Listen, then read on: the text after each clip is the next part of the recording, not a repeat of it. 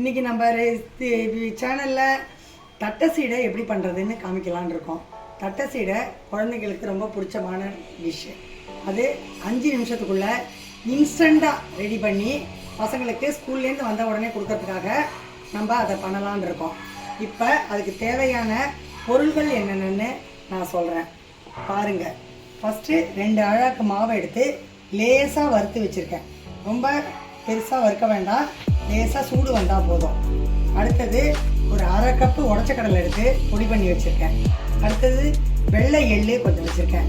தேவையான அளவு உப்பு, கொஞ்சம் கருவேப்பிலை கிள்ளி வச்சுருக்கேன், கொஞ்சம் காரப்பொடி, கொஞ்சம் மிளகு பொடி, நெய் சேர்த்துக்கேன். வெண்ணெய் தான் போட்டு பண்ணணும், வெண்ணெய் என்கிட்ட இல்லாதனால நெய் எடுத்து வச்சுருக்கேன். அதுக்கு தேவையான அளவு எண்ணெய் எடுத்து வச்சுருக்கேன். இப்போ நம்ம மாவு எப்படி ரெடி பண்ணலான்னு பார்த்துக்கலாம். மாவு எடுத்து வச்சுருக்கேன், வறுத்த மாவு. அதில் கொஞ்சமாக தேவையான அளவு உடச்சக்கடலை மாவு போட்டு சேர்த்துருக்கேன். அதுக்கு வெள்ளை எள்ளு எடுத்து போட்டுருக்கேன்.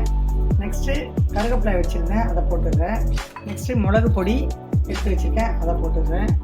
1/2 ஸ்பூனு காரப்பொடி போடுறேன். ஏன்னா குழந்தைங்களுக்கு செய்கிறதுனால ரொம்ப காரமாக இருந்தால் அவங்களால சாப்பிட முடியாது, அதனால் 1/2 ஸ்பூன் போடுறேன்.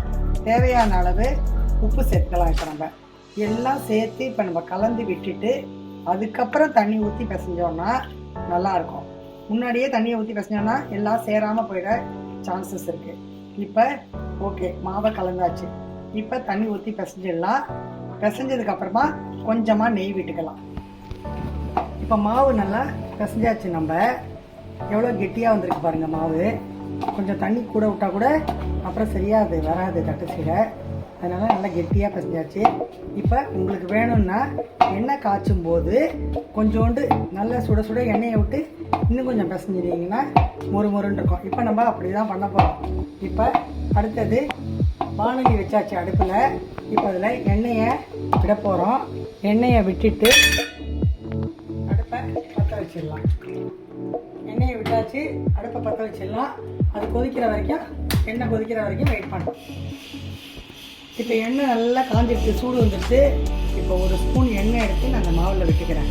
விட்டுட்டு பிசைஞ்சிட்டு உங்கள்கிட்ட காமிச்சிட தட்டி வச்சுருக்கேன். உருண்டை இவ்வளோ பெருசு உருட்டினா போதும். உருண்டை இவ்வளோ பெருசு உருட்டி வச்சுக்குவோம் நம்ம. அதில் இவ்வளோ பெரிய சீடை வந்திருக்கு பாருங்கள். இப்போ சீடையை எடுத்து அழகாக எண்ணெய் காஞ்சிடுச்சு, எண்ணெயில் போடணும். எண்ணெயில் போட்ட உடனே அது எப்படி எண்ணெய் நல்லா கொதிச்ச எண்ணெய்ங்கிறதுனால உடனே சீடை வேக ஆரம்பிச்சுட்டு பாருங்கள். 4 அந்த மாதிரி போடலாம். கம்மியாக போட்டாக்க நல்ல ஸ்பேஸ் இருக்கும், எண்ணெயில் இடம் நல்லா வேகும். இப்போ கடைசியாக சீடை போட்டு எல்லாத்தையும் முடிச்சாச்சு. இது கடைசி வீடு முடிச்சிட்டோம்னாக்க வேலை முடிஞ்சது. இது கிட்டத்தட்ட ஒரு 1/2 hour to 40 minutes முடிஞ்சிருக்கு. ஒரு 40 சீடை கிட்ட வந்துருக்கு. நல்லா வந்திருக்கு பாருங்கள்.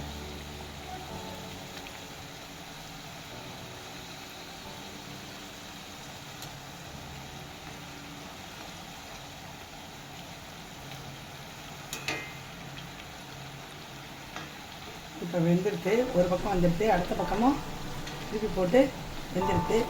இப்போ அழகாக எடுத்துடலாம் சீடையை. அடுத்த சிம்மில் வச்சுட்டு இப்போ சீடையை எடுத்துடலாம். எண்ணெய் கொதிப்பு அடங்கிடுது பாருங்கள். கொதிப்பு அடங்கின உடனே தான் இதை எடுத்தால் அது வெந்திருக்குன்னு அர்த்தம். திருப்பி போட்டாச்சு. இப்போ திருப்பி போட்டாச்சு. இது கொஞ்சம் நேரம் வெந்து எண்ணெய் கொதிக்கிறது அடங்கின உடனே நம்ம எடுத்துடலாம்.